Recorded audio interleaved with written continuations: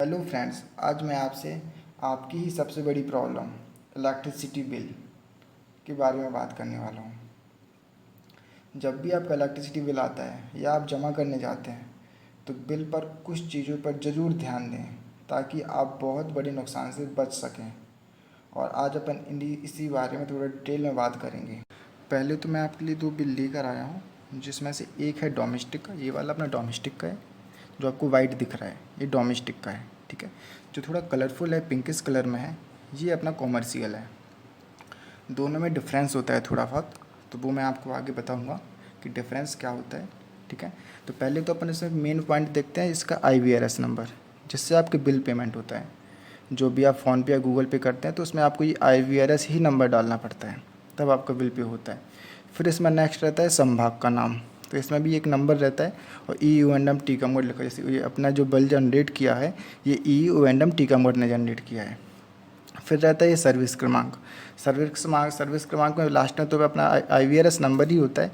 उसके पहले वो है ना एरिया का नंबर डालते हैं, आपकी कॉलोनी का नंबर डालते हैं, और उसके पहले रहता है ये अपना संभाग का नंबर। तो सर्विस क्रमांक में क्या होगा, पहले संभाग का नंबर रहता है, फिर आपका कॉलोनी का, फिर एरिया का, फिर आपका IVRS नंबर रहता है। अब नीचे लिखा रहता है कि आपका बिल ये कौन सा है। डोमेस्टिक का है तो ये डोमेस्टिक लिखा हुआ है इसमें। जैसे ये बिल आपका डोमेस्टिक का है, मतलब घरेलू बिल, तो ये आपका डोमेस्टिक लिखा हुआ है। फिर इसके बाद आता है बिल क्रमांक, कि आपका ये बिल आपका कौन सी डेट को ये आपका जनरेट हुआ है। तो ये बिल जनरेट हुआ है आपका 7/6/19 को, तो ये आपकी इसकी डेट डली रहती है।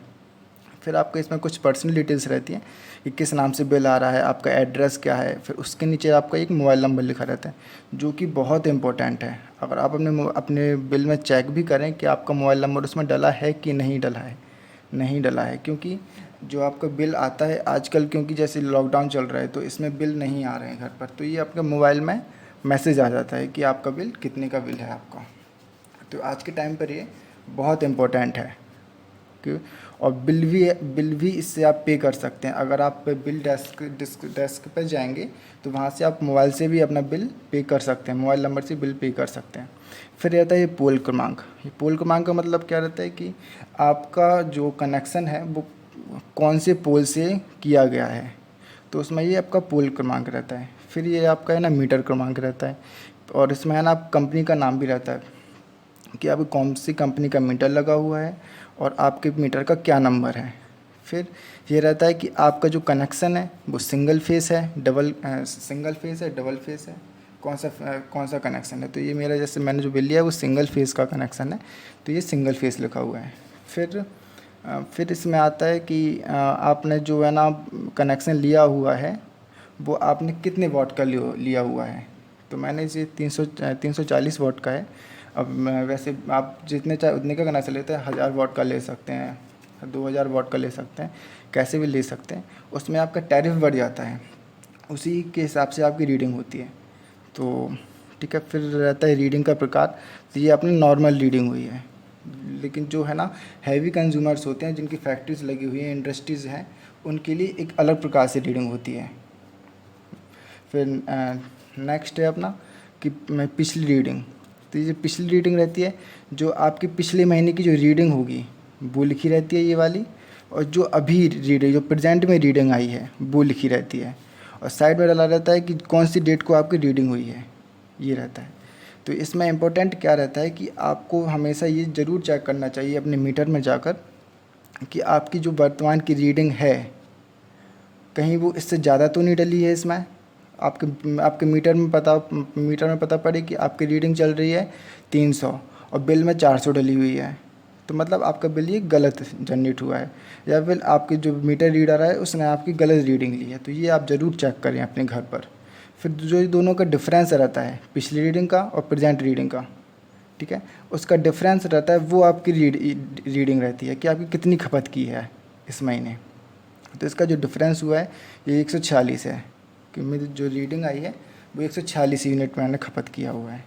ठीक है, फिर इसके बाद आपका है ना ये है ना वितरण केंद्र का नेम रहता है कि आपका ये बिल, आपका जो मेन ऑफिस है इसका इलेक्ट्रिसिटी बोर्ड का कहाँ पर है, एड्रेस क्या है, मोबाइल नंबर क्या है, ये आपका कंप्लेंट सेंटर का नंबर डला रहता है।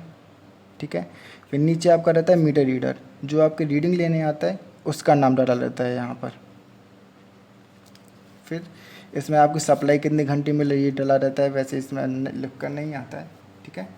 फिर इसमें आपका ये कि सुरक्षा निधि, आप सुरक्षा निधि आपको उसको सिक्योरिटी फंड भी बोल सकते हैं, सिक्योरिटी मनी या सिक्योरिटी फंड। तो ये आपका कम ज़्यादा होता रहता है, जैसा आपका बिल जैसे या जिस प्रकार से आपकी रीडिंग आती है, अगर रीडिंग आपकी बढ़ रही है तो फिर ये आपका सुरक्षा निधि भी बढ़ जाएगी। और इन केस अगर आपकी रीडिंग, जैसे आपने कनेक्शन लिया है 1000 वाट का और आप यूज़ नहीं कर रहे हैं, तो आपकी सुरक्षा निधि ये वापस भी हो जाती है साल में। और ये सुरक्षा निधि अगर आपको ज़्यादा लगती है, जैसे इस बिल में सुरक्षा निधि जो जमा है वो 5370 रुपये है, ठीक है। अगर मैं जो मैंने कनेक्शन लिया है उससे ज़्यादा मैं खपत करता हूँ तो ये सुरक्षा निधि बढ़ जाएगी और वो मुझे पे करनी पड़ेगी, और उसका नीचे आ जाएगी, यहाँ पर 0 है, मुझे कोई पे नहीं करना है। फिर यहाँ पर कुछ भी लिखा आ जाएगा जो भी मुझे पे करना पड़ेगा, जैसे 400-500 रुपये या 1000-2000। लेकिन अगर जब सुरक्षा निधि आपको ज़्यादा पे करनी पड़ती है, गवर्नमेंट आपको पार्ट पेमेंट करने की सुविधा उपलब्ध कराती है, ताकि किसी भी कंज्यूमर पर एक साथ बर्डन ना पड़े। तो क्या करते हैं, पार्ट पेमेंट ये लोग 3 महीने में डिवाइड कर देते हैं। जो भी आपका है ना सुरक्षा निधि आपसे लेना है तो उसको 3 पार्ट में डिवाइड कर देंगे, और फिर वो आपको, वैसे मैक्सिमम टाइम वो लोग मार्च अप्रैल मई में लेते हैं, 3 महीने में थोड़ा थोड़ा करके पार्ट पेमेंट करके आपसे ले लिया जाता है, ठीक है। फिर नेक्स्ट है आपका नवंबर कुछ प्रीवियस ईयर की, ये लोग प्रीवियस मंथ की आपको रीडिंग्स देते हैं, ताकि आप देख लें कि मेरी पिछली उसमें कितनी आई थी, अभी कितनी है, और आप चेक भी कर लें कि कहीं मेरी रीडिंग ये सेम तो नहीं है। अगर ये रीडिंग आपकी सेम है, मतलब आपको एवरेज लग रहा है, तो इसको कृपया ध्यान रखें इसका जब भी आपका बिल आए तो हमेशा देखें कि ये सेम तो नहीं आ रहा है। जैसे मैं आपको अपने एक और बिल में दिखाता हूँ जो अपना कॉमर्शियल है। तो इसमें क्या है कि जैसे मेरी रीडिंग थी 2575, ठीक है। फिर मेरी जो खपत हुई वो 7 यूनिट हुई, तो नेक्स्ट जो हो गई मेरी 2581 हो गई, 7 इसमें ऐड हो गया, ठीक है। फिर मेरी खपत हुई है वो 6 यूनिट की हुई है, वो इसमें ऐड हो गया फिर, ठीक है। तो 2587 हो गया। फिर इसमें 6 उसकी खपत हुई मेरी, ठीक है, 6 यूनिट की, तो फिर ये 92 हो गया। ऐसे ये ऐड होता जाता है, ठीक है। इन केस आपके इसमें खपत तो दिखा रहा है कि आपने जो आपकी रीडिंग आई है वो इतनी 173 है, 150 है, 150 है, लेकिन आपकी इसमें ऐड नहीं हो रही है, इसका मतलब आपका बिल गलत जनरेट हो रहा है, आपका जो रीडर है आप वो गलत रीडिंग डाल रहा है। तो इससे आपको इस असुविधा से बचने के लिए आपको तुरंत जो आपका एमपीबी ऑफिस हो, इलेक्ट्रिसिटी बोर्ड हो, उसमें आपको तुरंत जाना चाहिए, उसको करेक्शन कराना चाहिए, क्योंकि अगर ये ज़्यादा लेट हो जाए फिर आपको बहुत दिक्कत होती है, क्योंकि जो गवर्नमेंट होती है उसको नोट शीट लिखनी पड़ती है पूरी, तो वो लोग फिर कतराते हैं। इससे अच्छा है कि आप जब भी आपकी लगे कि सेम आ रहा है, ऐड नहीं हो रहा है इसमें, तो आप तुरंत अपने पास के नज़दीकी जो भी इलेक्ट्रिसिटी बोर्ड है उसमें तुरंत जाएं, ठीक है। फिर नेक्स्ट ये रहता है आपकी जो खपत हुई है वो, जैसे इस मिनट में खपत ये हुई है, कौन से मंथ का बिल है, तो ये मई मंथ का बिल है, ठीक है। जो बिल है वो इतना है, ठीक है। जो नियत व्यवहार है, जो एक्स्ट्रा चार्ज लगे, टोटल इतना आपको पे करना है, ठीक है। देख सकते हैं अपना 1934 रुपये का है, और इधर भी 1934 है, ठीक है। अगर आप लेट फीस करते हैं तो फिर आपका इतना हो जाएगा, ठीक है। अब इसको मैं आपको एक चीज़ और बता दूं, बहुत लोगों को समझ में नहीं आता है कि यूनिट का कैलकुलेट कैसे करें अपन, कि मैंने कितनी यूनिट खपत की है और ये कैलकुलेशन कैसे लगाया जाता है, ठीक है। तो इसका कैलकुलेट अपन क्या करते हैं कि 1 unit equal to 1 kilowatt hour होता है, ठीक है।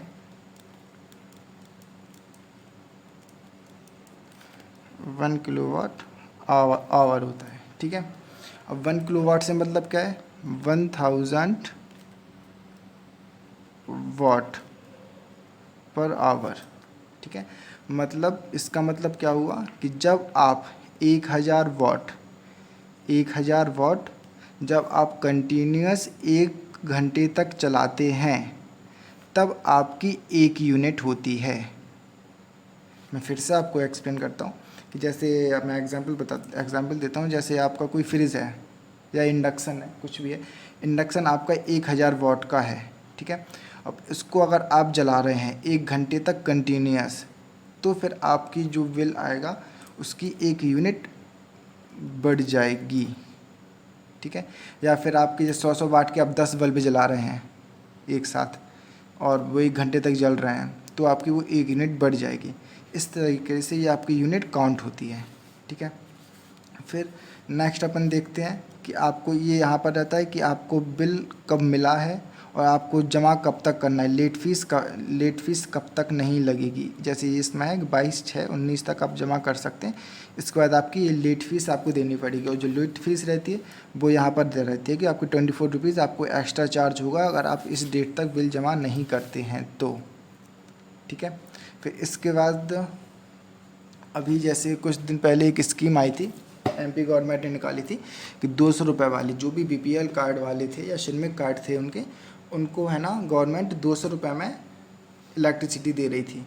और जिनकी बिल जो भी एक्स्ट्रा बिल आ रहा था उसका पे गवर्नमेंट कर रही थी। तो यहाँ पर तो तब क्या होता था कि जो बिल आता था वो इधर डला रहता था, जो राज्य से सब्सिडी मिलती थी जो गवर्नमेंट पे करती थी वो यहाँ पर रहती थी, और फिर जो बिल रहता था वो यहाँ पर रहता था, ठीक है।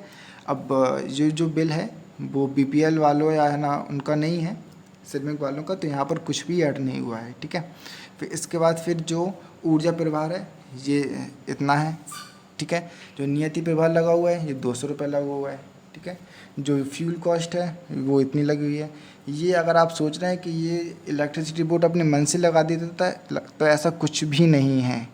उनकी एक टैरिफ बुक होती है जो कि उसमें सारे डिटेल रहता है कि आपने अगर इतनी खपत की है तो फिर आपको इतना नियति प्रभार देना पड़ेगा, इतना फ्यूल कॉस्ट देनी पड़ेगी और आपको इतनी विद्युत ड्यूटी देनी पड़ेगी। इसमें इलेक्ट्रिसिटी वालों का कोई भी रोल नहीं होता है। कभी कभी अपन क्या करते हैं कि ये मेरा एक्स्ट्रा चार्ज लग गया है, ये क्यों लगा है, ये तो उनका कुछ भी नहीं होता है। उनकी एक टैरिफ बुक होती है, उसके अकॉर्डिंग ये पूरा बिल जनरेट होता है। और वो भी जस्ट वो लोग अपनी रीडिंग डालते हैं जो भी आपके मीटर रीडर है, और बिल ऑटोमेटिकली कंप्यूटर जनरेट करता है। जो भी उसको ऐड करना है वो आपकी रीडिंग्स पर डिपेंड करता है, ठीक है।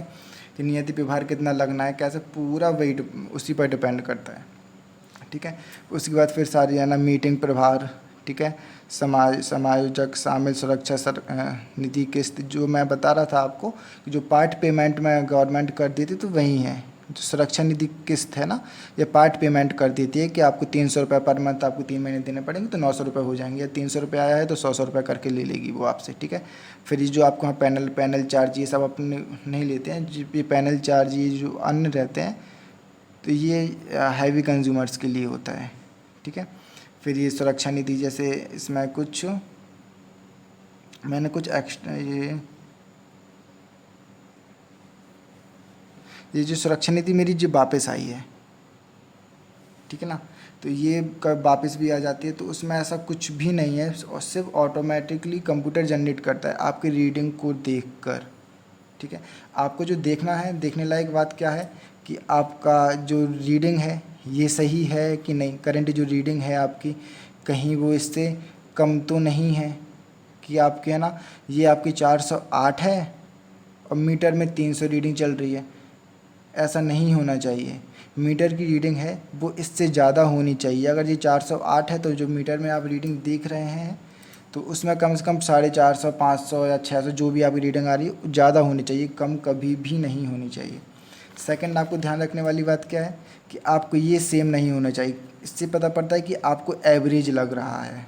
बाकी ये जो एक्स्ट्रा कैलकुलेट होता है इससे आपको कोई भी फ़र्क नहीं पड़ता है, ठीक है। हाँ कभी कभी जो जिनके जो हैवी कंज्यूमर्स होते हैं उनको ज़रूर कभी कभी प्रॉब्लम क्या होता है कि वो है ना कैपेसिटर लगा के रखते हैं लेकिन उनको इधर चार्ज लग कर आ जाता है, ठीक है।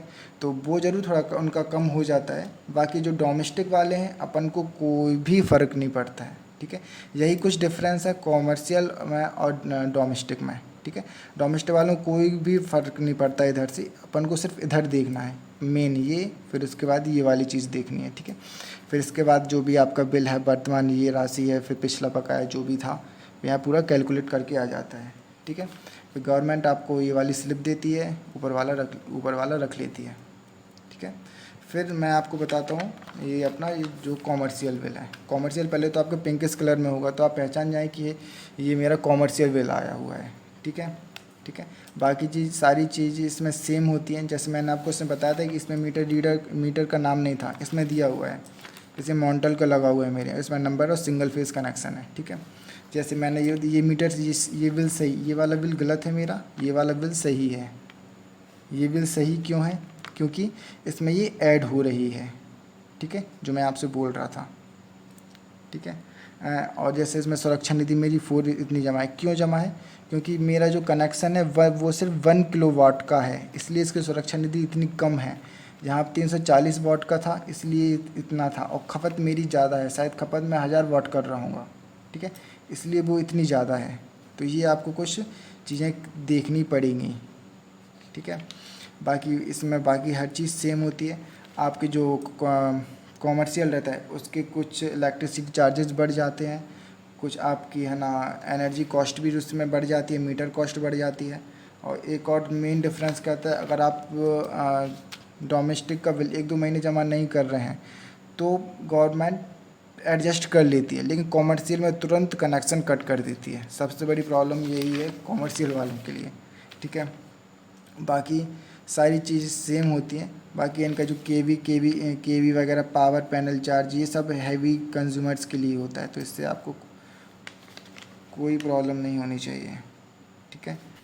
मैंने कई बार लोगों को देखा है, वो ऑफिस आते हैं और जो भी ऑफिसर्स बैठे रहते हैं उनसे पूछते हैं कि सर ये पर यूनिट का चार्ज क्या है, 1 यूनिट कितने रुपए की है। तो मैं उनको बताना चाहूँगा कि इसका कुछ फिक्स चार्ज नहीं है यूनिट का, कि 1 यूनिट 10 रुपए की ही होगी, कि 1 यूनिट 5 रुपए की ही होगी, ऐसा कोई फिक्स नहीं है। ये आपकी डिपेंड करती है, आपकी लोड पर डिपेंड करती है, आपकी रीडिंग पर डिपेंड करती है। ये सब आपकी एक जो टैरिफ बुक होती है उसमें पूरा डिटेल में रहता है कि जैसे आपने कनेक्शन लिया 340 वाट का, ठीक है, तो इसकी है कि अगर आप 100 से 150 वाट तक चलाते हैं तो आपके जस्ट एग्जांपल के लिए कि 6 रुपये यूनिट लगेगा। अगर आप है ना 150 से 300 चलाते हैं तो आपका 6 रुपये यूनिट भी लग सकता है, थोड़ा कम भी लग सकता है, ज़्यादा भी लग सकता है, ठीक है। तो ये वेरिएबल रहती है, फिक्स नहीं है, ये हमेशा वेरिएबल रहती है। डोमेस्टिक वालों का अलग चार्ज रहता है, कॉमर्शियल वालों का अलग चार्ज रहता है, ठीक है। तो ये उस पर डिपेंड करती है, इसका कोई भी फिक्स चार्ज नहीं है। अगर आपको कोई और प्रॉब्लम आ रही है तो आप मुझे कमेंट करके बता सकते हैं। और थैंक यू फॉर वॉचिंग।